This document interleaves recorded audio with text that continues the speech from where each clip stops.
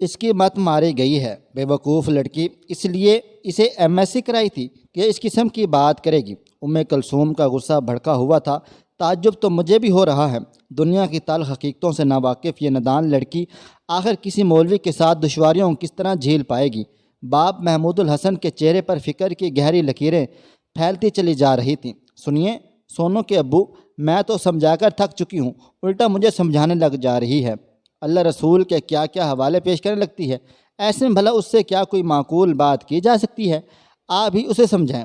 بیگم تم گھبراؤ مت، میں اسے سمجھاتا ہوں، وہ میری بیٹی ہے، تعلیم یافتہ ہے، سمجھ جائے گی۔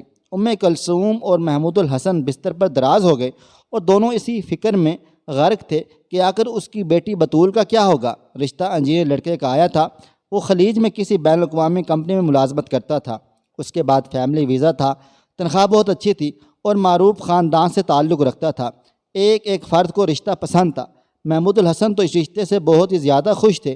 بیگم تیری بیٹی راج کرے گی، راج، لڑکے کے پاس فیملی ویزا ہے، ارے ادھر اس کا نکاح ہوا اور ادھر وہ اڑ جائے گی۔ تیری بطول شہر میں 4 کمرے کے فلیٹ میں لے کر رہتا ہے، وہ کمپنی کی طرف سے بہترین گاڑی ملی ہوئی ہے، اس کے نیچے کتنے 100 ملازم کام کرتے ہیں۔ خوش قسمت ہے تیری بطول، دیکھ ماشاءاللہ کیا رشتہ آیا ہے، تصویر دیکھی ہے تو نے لڑکے کی؟ ارے پرنس لگتا ہے ماشاءاللہ، عرب شہزادے سے کم نہیں۔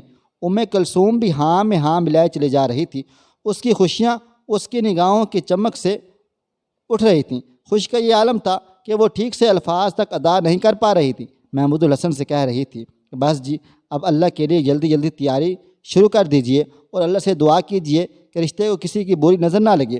میں نے تو تصویر بطول کے کمرے میں رکھ دی ہے، کسی وقت دیکھ ہی لے گی وہ بھی، خود نصیب ہے ہماری گڑیا۔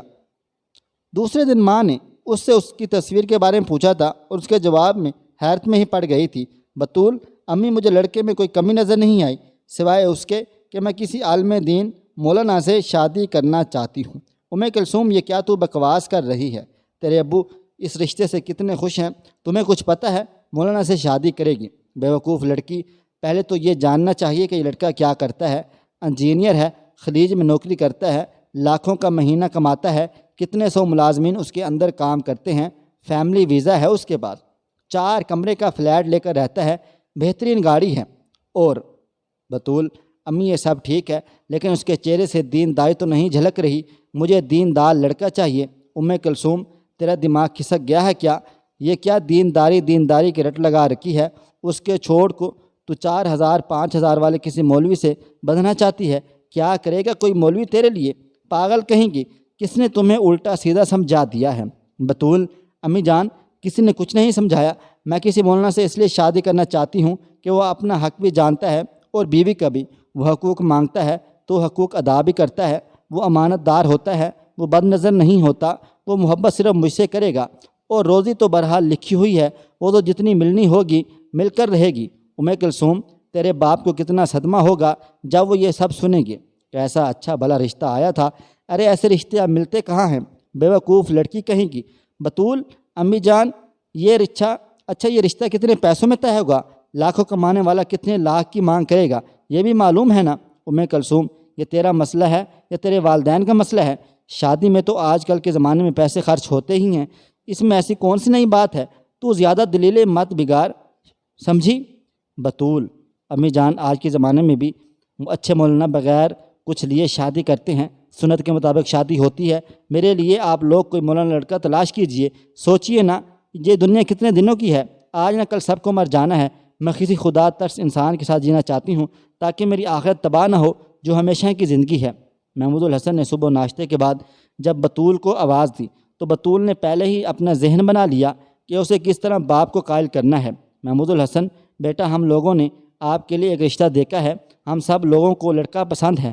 آپ کی امی بتا رہی تھیں کہ آپ بطول ابو جان، مجھے کوئی اعتراض نہیں ہے، لیکن اگر آپ میری خوشی چاہتے ہیں تو میرے لیے کوئی دیندار عالم دین لڑکا دیکھیے۔ میں جانتی ہوں یہ سن کر آپ کو اچھا نہ لگے گا، لیکن میں پھر بھی آپ سے یہی گزارش کروں گی۔ محمود الحسن لیکن بیٹا، مولوی لوگوں میں بھی تو برے لوگ ہوتے ہیں، اگر کوئی ناہنجار مولوی مل گیا، نہ دنیا ملی نہ آخرت، خسارہ ہی خسارہ۔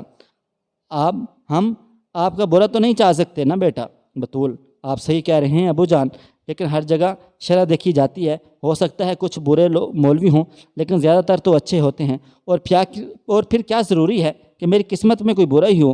آپ اللہ تعالیٰ پر بھروسہ تو کیجئے، میری دنیا بنانے کے چکر میں میری آخرت تو کسی بے دین کے حوالے مت کیجئے۔ محمود الحسن لاجواب ہو گئے تھے، انہیں اپنی بیٹی کی بات میں جان نظر آ رہی تھی۔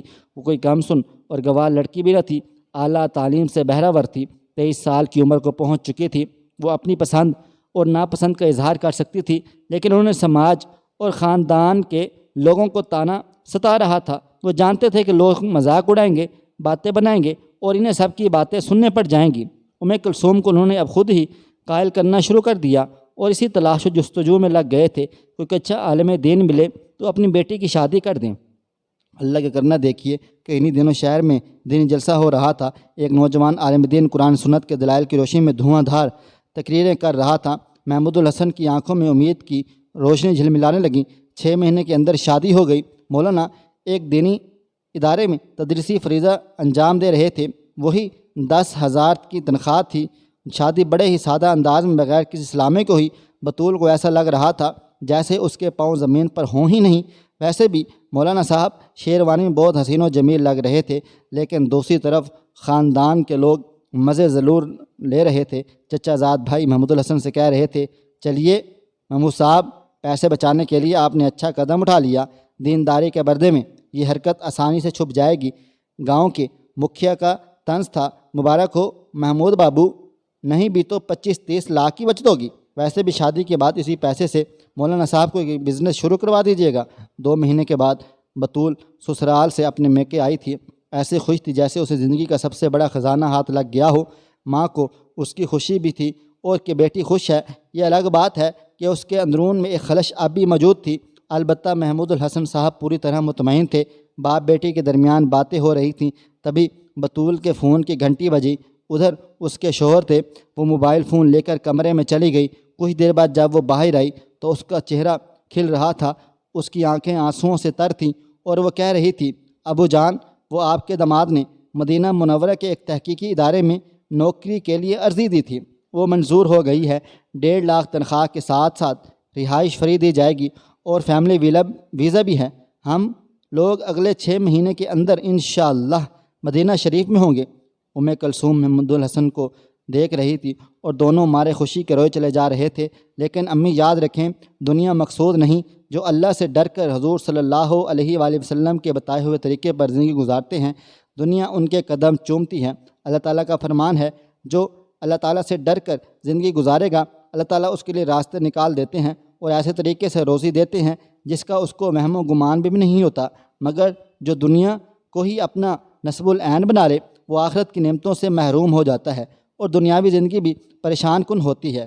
میرے پیارے دوستو، یہ تھی ہماری آج کی کہانی۔ امید کرتے ہیں کہ آپ کو پسند آئی ہوگی۔